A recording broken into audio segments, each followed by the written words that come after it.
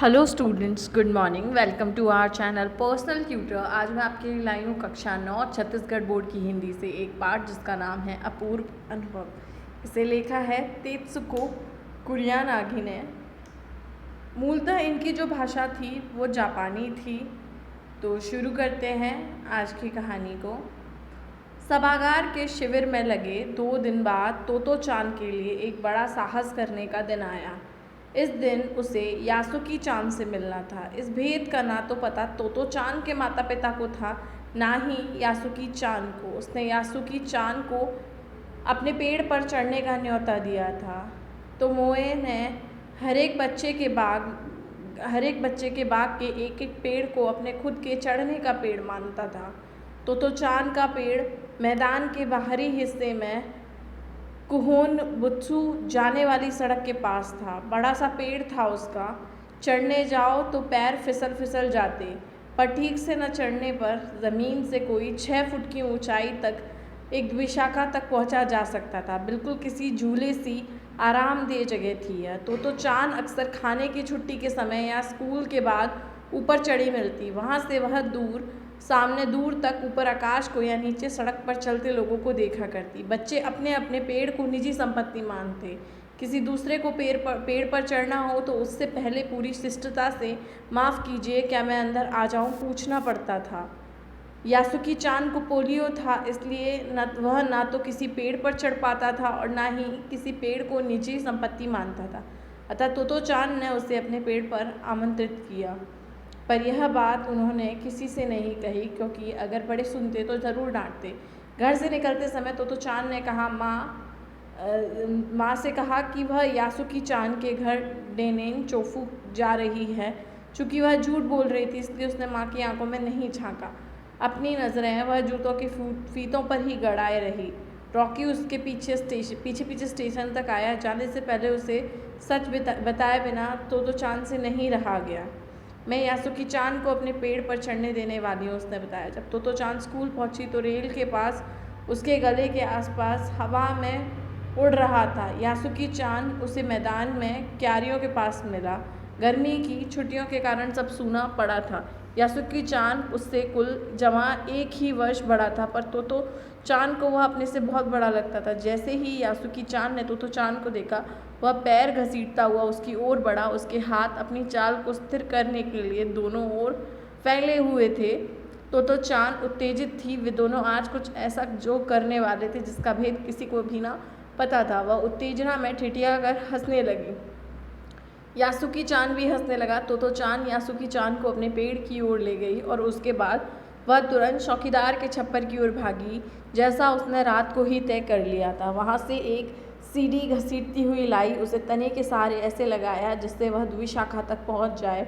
वह फुर्ती से ऊपर चढ़ी और सीढ़ी को किनारे से पकड़ लिया। तब उसने पुकारा, ठीक है, अब ऊपर चढ़ने की कोशिश करो। यासुकी चान के हाथ पैर इतने कमज़ोर थी कि वह पहली सीढ़ी पर भी बिना सहारे के चढ़ नहीं पाया। इस पर तोतो चान नीचे उतर आई और यासुकी चान को पीछे से धक्के आने लगी, पर तोतो चान थी छोटी और नाजुक सी। इससे अधिक सहायता क्या करती। यासुकी चान ने अपना पैर सीढ़ी से हटा लिया और हताशा से सिर झुकाकर खड़ा हो गया। तोतो चान को पहली बार लगा कि यह काम उतना आसान नहीं है जितना वह सोच बैठी थी। अब क्या करे वह। यासुकी चान उसके पेड़ पर चढ़े, यह उसकी हार्दिक इच्छा थी। यासुकी चान के मन में भी उत्साह था। वह उसके सामने गई। उसका लटका चेहरा इतना उदास था कि तोतो चान को हंसाने के लिए उसके सामने गाल फुलाकर इस तरह के चेहरे बनाने पड़े। ठहरो, एक बात सूझी। फिर वह चौकीदार के छप्पर की ओर दौड़ी और हर एक चीज़ उलट पुलट कर देखने लगी। आखिर उसे एक तिपाई सीढ़ी मिल गई जिसे थामे रहना भी ज़रूरी नहीं था। वह तिपाई सीढ़ी को घसीट कर ले आई और अपनी शक्ति पर हैरान होने लगी। तिपाई की ऊपरी सीढ़ी द्विशाखा तक पहुंचने लगी। देखो, अब डरना मत, उसने बड़ी बहन की सी आवाज़ में कहा। यह डगमगाएगी नहीं। यासुकी चान ने घबराकर तिपाई सीढ़ी की तरफ देखा। तब उसने पसीने से तरबतर तोतो चान को देखा। यासुकी चान को भी काफ़ी पसीना आ रहा था। उसने पेड़ की ओर देखा और तब निश्चय के साथ पाँव उठाकर सीढ़ी पर रखा। उन दोनों को यह बिल्कुल नहीं पता था कि कितना समय यासुकी चान को ऊपर चढ़ने में लगा। सूरज का ताप उन पर पड़ रहा था, पर दोनों का ध्यान यासुकी चान के ऊपर तक पहुंचने में रमा था। तोतो चान नीचे से उसका एक एक पैर सीढ़ी पर धरने में मदद कर रही थी। अपने सिर से वह उसके पिछले हिस्से को भी स्थिर कर रही थी। यासुकी-चान पूरी शक्ति के साथ जूझ रहा था और आखिरकार वह ऊपर पहुंच गया। हुर्रे! पर अचानक सारी हुई मेहनत बेकार लगने लगी। तोतो-चान को सीढ़ी पर से द्विशाखा पर छलांग लगाकर पहुंच गई, पर यासुकी-चान को सीढ़ी से पेड़ पर लाने की हर कोशिश बेकार रही। यासुकी-चान सीढ़ी थामे तोतो-चान की ओर ताकने लगा।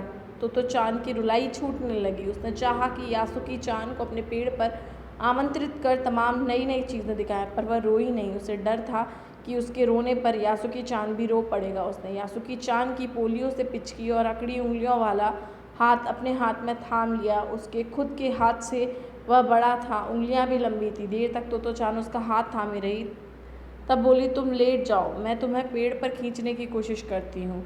उस समय द्विशाखा पर खड़ी तोतो-चान द्वारा यासुकी-चान को पेड़ की ओर खींचते अगर कोई बड़ा देखता तो वह ज़रूर डर के मारे चीख उठता। उसे वे सच में जोखिम उठाते ही दिखाई देते, पर यासुकी-चान को तोतो-चान पर पूरा भरोसा था और वह खुद भी यासुकी-चान के लिए भारी खतरा उठा रही थी।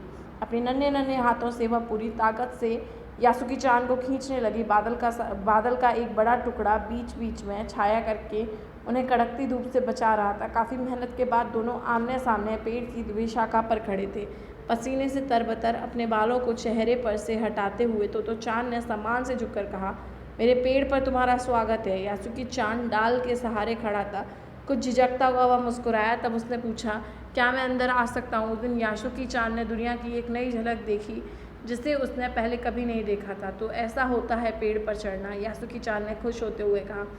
वे बड़ी देर तक पेड़ पर बैठे बैठे इधर उधर की गप्पें लड़ाते रहे। मेरी बहन अमेरिका में है, उसने बताया कि वहाँ एक चीज़ होती है, टेलीविज़न। यासुकी-चान उमंग से भरा बता रहा था। वह कहती है कि वह जब जापान में आ जाएगा तो हम घर बैठे बैठे ही सुमो कुश्ती देख सकेंगे। वह कहती है कि टेलीविज़न एक डिब्बे जैसा होता है। तोतो-चान उस समय यह तो न समझ पाई कि यासुकी-चान के लिए, जो कहीं भी दूर तक नहीं चल सकता, घर बैठे चीज़ों को देख लेने का क्या अर्थ होगा। वह तो यही सोचती रही कि सुमो पहलवान घर में रखे किसी डिब्बे में कैसे समा जाएंगे। उनका आकार तो बड़ा होता है, पर उसकी बात लुभावनी लगी। उन दिनों टेलीविज़न के बारे में कोई नहीं जानता था। पहले पहले यासुकी-चान ने ही तोतो-चान को उसके बारे में बताया।